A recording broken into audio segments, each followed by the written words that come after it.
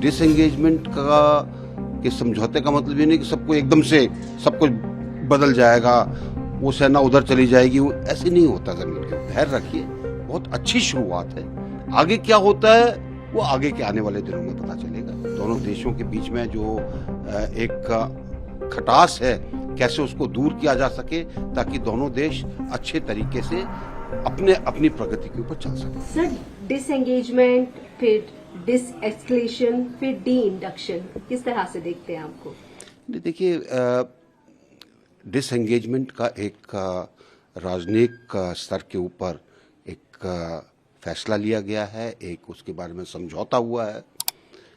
अब उसके नट और बोल्ट जो है वो जमीन पर जो लोग हैं वो निकालेंगे, उनके बीच में मीटिंग्स होंगी दोनों सेना के लोगों के बीच में, और इस चीज को कैसे अमली जामा पहनाना है वो उसके अंदर निकाला जाएगा।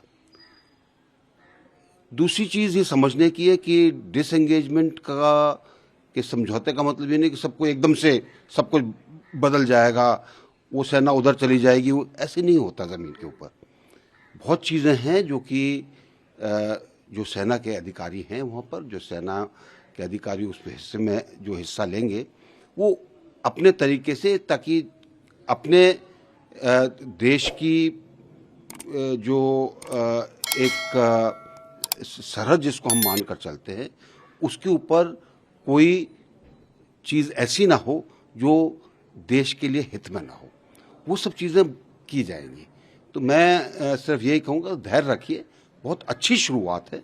आगे क्या होता है वो आगे के आने वाले दिनों में पता चलेगा, लेकिन इस सकारात्मकता के साथ दोनों देश के राष्ट्राध्यक्षों के बीच में एक सकारात्मक वातावरण बना है जिससे कि वो बातचीत कर सकें, अपनी बातें रख सकें।